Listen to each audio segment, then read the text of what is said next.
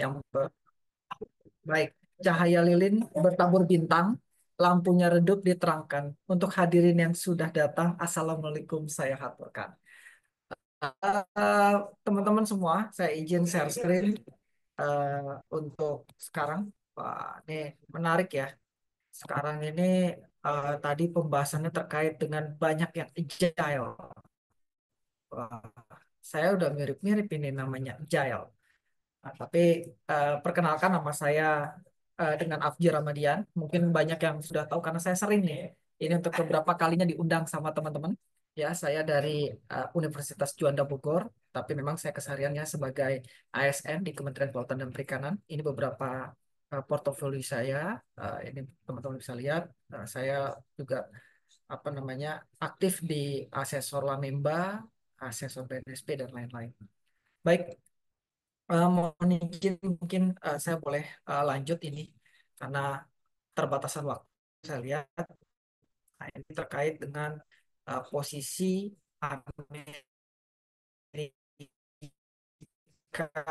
sebagai dengan bagaimana Bapak Ibu semua kalau kita lihat di sini grafik daripada yang menunjukkan neraca perdagangan Indonesia Amerika tahun 2020 hingga proyeksi tahun 2025. Kita tahu akibat daripada kebijakan Trump. Nah, ini uh, ada beberapa apa namanya yang perlu kita perhatikan terkait dengan efeknya daripada perdagangan bagi Indonesia. Ya, kita tahu tahun 2024 kita surplus di angka 14,3 miliar US dollar, meningkat tajam dibanding yang sebelumnya. Lebih menarik lagi, eh, ternyata negara Amerika penyumbang surplus kedua bagi Indonesia dengan mencapai 14,7 miliar tersebut. Nah, dua diagram lingkaran di bawah ini menyajikan perspektif yang lebih rinci mengenai negara tujuan ekspor dan negara impor utama Indonesia pada tahun 2024. Di sisi ekspor, kita melihat Amerika menduduki posisi kedua sebagai tujuan ekspor dengan pangsa 9,94% atau senilai 26,3 miliar. Sementara dalam hal impor, Amerika berada di posisi kelima dengan pangsa sebesar 5,12% atau 12 eh, US dollar miliar. Nah, apa kaitannya dengan materi sekarang? Kalau kenapa saya menampilkan ini, teman-teman semua, kita tahu bahwa keberhasilan Indonesia dalam mempertahankan dan meningkatkan surplus perdagangan dengan mitra utama seperti Amerika itu mengindikasikan bahwa adanya kemampuan untuk merespon pasar yang di sana yang cukup efektif. Kedua, Amerika sebagai tujuan ekspor terbesar kedua dan sumber impor kelima menunjukkan ketergantungan antar interkoneksi yang rantai global. Kita tahu dengan adanya perubahan kebijakan ini pastinya akan apa namanya mempengaruhi langsung terhadap ekspor impor di Indonesia. Nah, data ini juga menyoroti pentingnya diverifikasi pasar.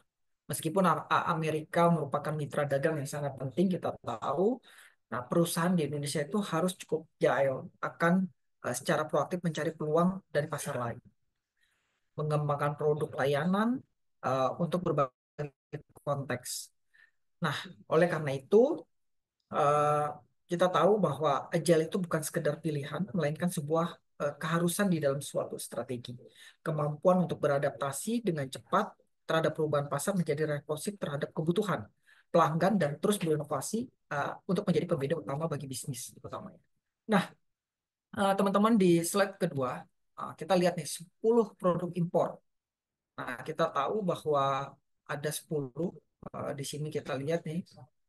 Jadi apa namanya perusahaan-perusahaan Indonesia ini eh, mesti harus lincah, ya kan. Kalau kita cermati fluktuasi nilai impor untuk berbagai produk itu misalnya electric machine and equipment ini tren peningkatannya cukup signifikan, Bapak Ibu semua, mengindikasi adanya permintaan yang terus tumbuh. Nah, dengan adanya Trump ini eh, para perusahaan-perusahaan di Indonesia ini harus mampu membaca tren bagaimana mereka berinovasi dengan desain, fiturnya, produknya seperti apa, serta bagaimana membangun rantai pasok yang responsif. Lebih lanjut, data ini menyoroti bagaimana persaingan yang dihadapi oleh produk-produk Indonesia di AS. Kehadiran negara-negara pesaing seperti Cina, habis itu Vietnam dan Malaysia menuntut perusahaan Indonesia untuk terus meningkatkan daya saing. Gitu. Oleh karena itu, pemahaman terhadap dinamika pasar internasional, kemampuan untuk menganalisis tren dan kelincahan merespon menjadi kunci bagi pada perusahaan Indonesia untuk tidak hanya sekedar sukses di domestik, tapi juga untuk menancapkan kaki mereka di pasar global, khususnya di Amerika. Nah, ini data salah satu jendela untuk memahami konsep daripada kompetitif dan pentingnya apa namanya agile, agile ya. Nah, selanjutnya teman-teman, kebijakan Trump. Uh, Poin-poin kuncinya kita tahu ya, um, ketidakpastian regulasi dan dampaknya, bagaimana penerapan tarif tambahan secara tiba-tiba, baik tarif umum maupun tarif resiprokal yang lebih tinggi terhadap negara-negara tertentu, diverifikasi rantai pasok sebagai bentuk responsif. Ini kebijakan tarif ini menyoroti pentingnya bagaimana diverifikasi rantai pasok. Terus yang kedua adalah fleksibel operasional, ya, poin mengenai pengecualian tarif untuk produk dengan kandungan non AS yang minimal kalau kita anggap itu memiliki status privilege foreign status. Nah, yang terakhir inovasi dan solusi sebagai solusi yang adaptif. Nah, kalau kita melihat di sini terkait dengan kebijakan Trump.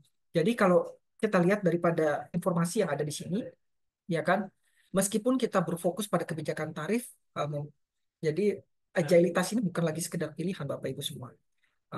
Lihat ada apa namanya tiba-tiba berubah kebijakan Trump dan berkembang bagaimana landscape bisnis yang penuh nggak pasti. Jadi kita harus mampu menunjukkan kelincahan dalam merespon perubahan kebijakan tersebut, ya kan? Butuh apa namanya inovasi dan solusi yang baru untuk memiliki keunggulan yang kompetitif. Nah, Bapak Ibu semua, slide selanjutnya adalah kita lihat di sini bagaimana komoditas-komoditas seperti alas kaki, habis itu apa namanya pakaian yang merupakan penyumbang ekspor tinggi ya, ekspor tinggi di AS, kenaikannya tarifnya hingga 32%, yang mudah-mudahan ini masih belum ditetapkan ya.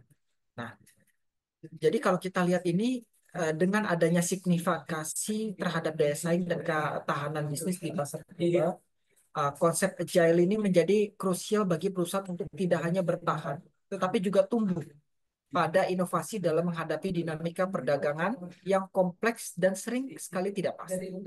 Jadi kemampuan untuk beradaptasi dengan perubahan pasar, merespon kebijakan baru dengan cepat dan membangun ketangguhan yang operasional.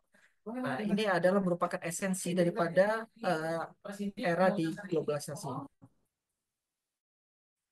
Oke, baik. Nah, dari beberapa fakta empiris yang saya sampaikan, saya ada 3 poin, Bapak Ibu semua. Bagaimana membangun organisasi yang agile. Nah, kita tahu bahwa apa namanya adanya perubahan budaya organisasi yang merupakan kalau saya taruh ini adalah di pilar pertama Bapak Ibu, ya kan, mendorong mindset dan pembelajaran, membangun kepercayaan tim dan menerima kegagalan sebagai bagian dari proses pembelajaran. Terus yang kedua adalah struktur organisasi yang fleksibel, tim lintas fungsional, proses yang adaptif, dan yang terakhir adalah teknologi sebagai enabler. Jadi penggunaan data analitik, platform kolaborasi digital dan otomatis ini menjadi apa namanya hal yang perlu diperhatikan Bapak Ibu semua. Nah, selanjutnya bagaimana strategi? Saya agak cepat sedikit karena mengingat waktu. Kalau kita lihat, saya menggunakan di sini adalah model 4D, yaitu Discover, Design, Develop, and Deploy. Di mana Discover itu adalah analisis dan diagnosis.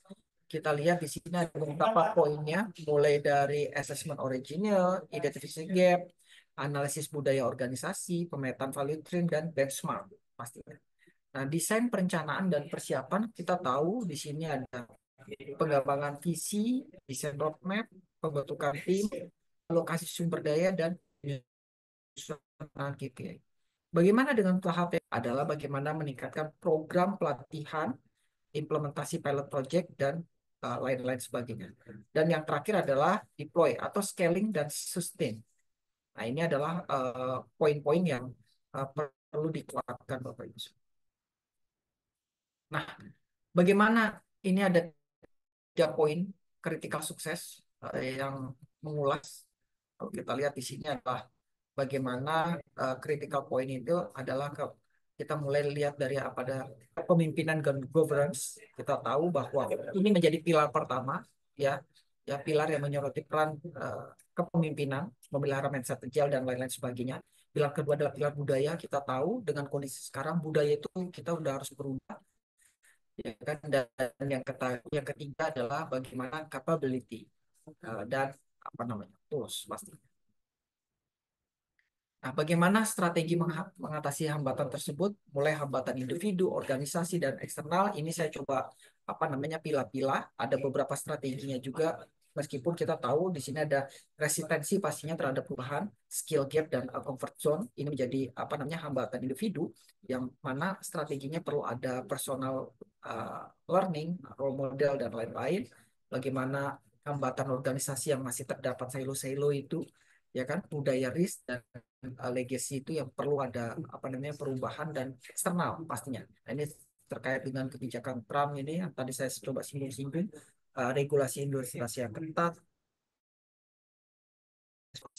Nah, Bapak Ibu semua, terakhir saya tutup. Kalau kita tahu agility bukan sekedar metodologi, melainkan paradigma bisnis fundamental. Organisasi agile ini kita tahu ada sains, analisis dan respon.